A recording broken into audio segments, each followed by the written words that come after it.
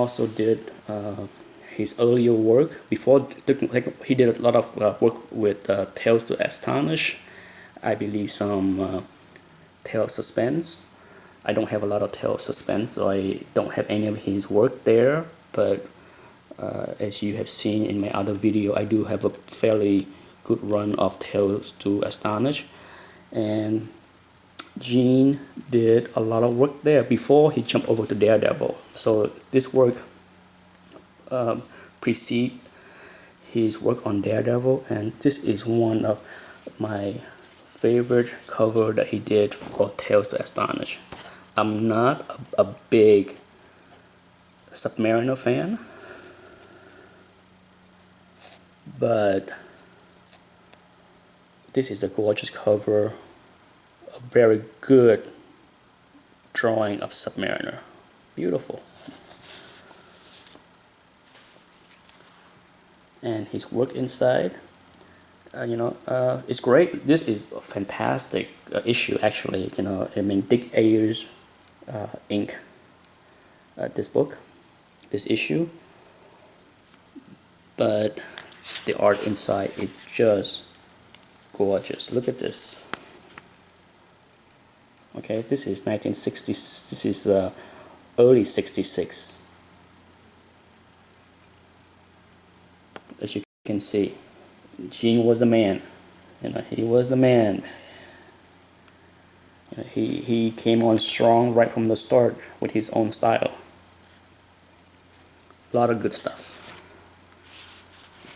And speaking of bad inkers, I pull out this issue just to talk about some pretty bad corroboration. Gene did the breakdown of this book, and Jack Kirby finished it. And if you look at the drawing, okay, that is not Gene Colan, that's Jack Kirby. So even though Gene Colan is credited with doing the layout and breakdown of this book, no doubt you can see, this is Kirby all the way. Look at that. I love Kirby, but seriously, no, that's not good. It's okay. It's okay that even the master like Kirby can do such a not so good job right there. That's about as nice as I can say it. So there's a lot of style that does not mesh well, and for sure a combination of the great Gene Colan and the great Jack Kirby can be not a great result. Let's see what else. Beside Daredevil, I think in the Bronze Age, Gene Colan did some fantastic work with Tomb of Dracula. I think his style fit this genre so well.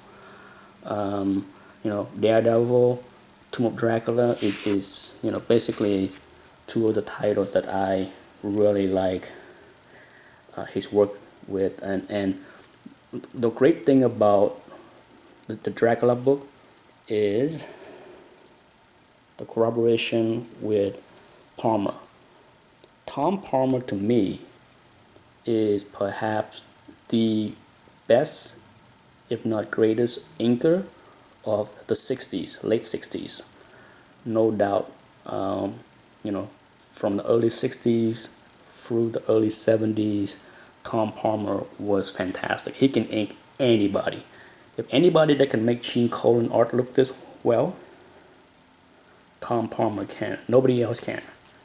To me, he is the best suited inker for Gene Colan, which make the artwork for this series fantastic. I will go into another video another time when I talk about how great Tom Palmer is, especially when he deal with the great Neil Adams.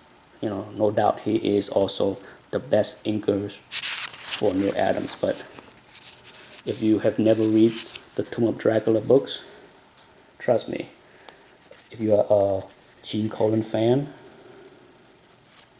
you will love it. It's just perfect. It's a perfect marriage of talent and books and characters.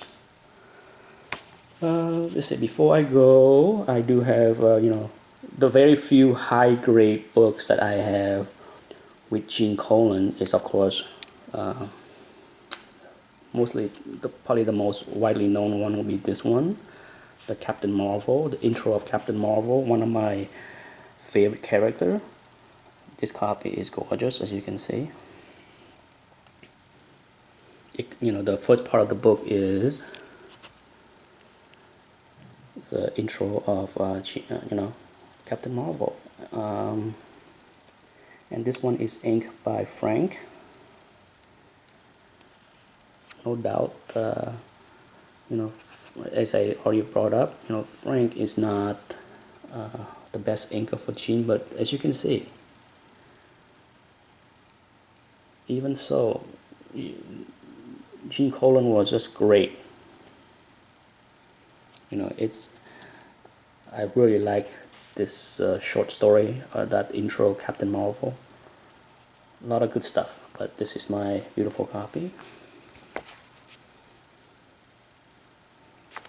Last but not least, before I go, the other book that I would relate to Gene Colan is perhaps Doctor Strange. I mean, Doctor Strange is one of the characters I really like, but for me, Gene Colan is such a fantastic artist for it. It's hard for me to pick Daredevil as the one character to identify with Gene Colan, but if he never touched Daredevil, I would definitely pick Doctor Strange. I will likely do a separate video on Doctor Strange to talk more about it, but here's my gorgeous copy of 172. Dormammu is my all-time favorite villain for Doctor Strange. His Dormammu is like Doctor Doom for the Fantastic Four. With Doctor Strange, it's just a great adversary.